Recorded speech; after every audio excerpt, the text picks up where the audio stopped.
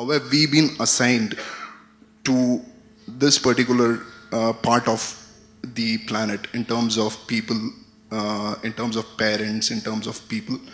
This is in terms of existence in this planet. And the other question is, which again triggers my belief in God, is who's the person who controls our life before we are born and after our death? So you believe lots of things.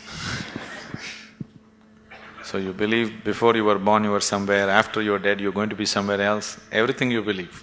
Too many assumptions. When you have so many assumptions, no way to approach truth, isn't it so? If you want to approach truth, the first thing is, you don't assume anything. Is it so? If you're interested in truth, if you're searching for truth, that means you have not assumed anything, is it so? If you already made your assumption, you're just trying to find a confirmation for your assumption, that is not seeking truth. A true seeker of truth has no assumptions, he's just looking. Shall we just look or shall we try to confirm your assumptions?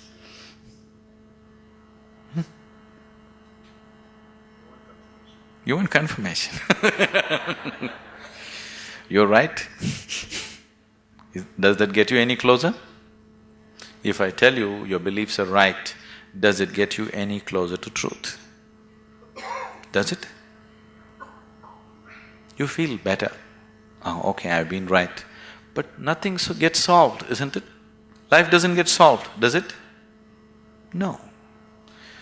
So confirming your belief systems doesn't mean anything. This is a big problem with human beings. They want to be right all the time. This is the biggest problem. In fact, it is the basis of all conflict in the world. I am right, you are wrong. This is the problem, isn't it? Isn't it so? What I believe is right, what you believe is wrong. Isn't this the basis of all problems in the world? Whether it's within the family or in the community or in the world or wherever? Yes? Shall we eliminate the problem a little bit? The first thing you need to do is, after all, they are your beliefs. And your beliefs are not original, picked up, isn't it? Your priest or mullah or father or mother, somebody put it into you, isn't it so? Picked up from somebody. It depends how powerfully they worked on you.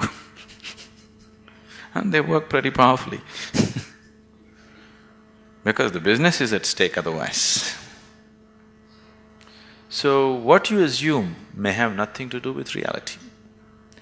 Now, you're trying to understand something which is beyond the physical, with physical context, it won't happen.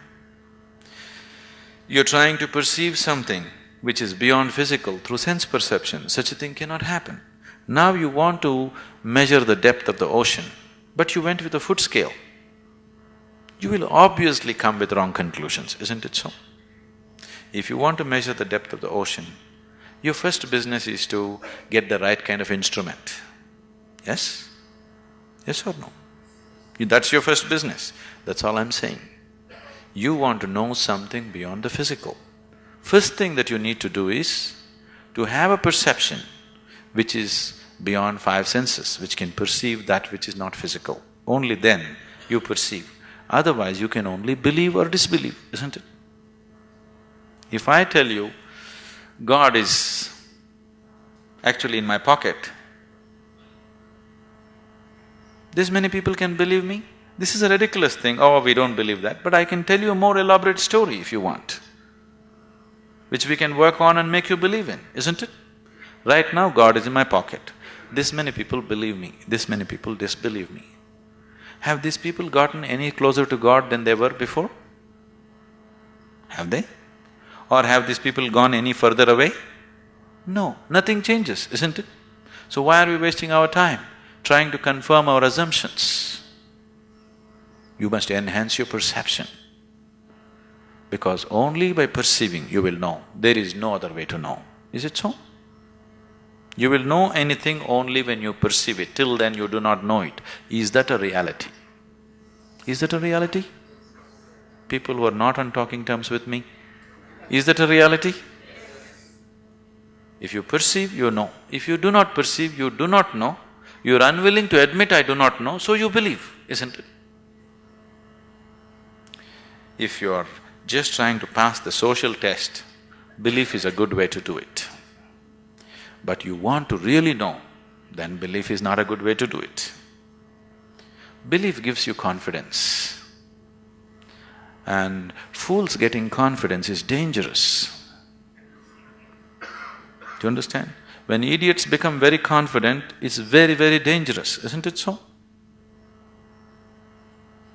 Do you see? Intelligent are hesitant. Stupid are confident. Have you seen this? Great confidence. Because when you simply believe something, you will have great confidence. You will have no doubt about anything because you don't apply yourself to anything. You're 100% sure.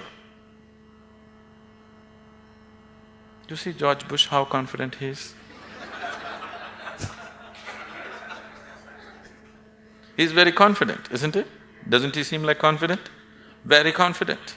He came to India and declared, "I am a believer, I am a true believer." I thought, you don't have to say it, can't we see? You must be a believer, otherwise you don't walk blind into situations. If you're somebody with sense, you would look around, isn't it? You would see what is there and what is not there, because you're a believer. Not just in God, in so many other things. The most sensible way to start your life is, what I know, I know. What I do not know, I do not know. Once you come to this sincerely, you will see your knowing will constantly go on expanding on a daily basis. Otherwise, the moment you believe, you are stagnant. Belief is death actually. Marx said, is the opium, religion is the opium, because it puts people to sleep. He's very right. It's put people to sleep, isn't it? Hasn't it? Sleep is comfortable. What's wrong with it?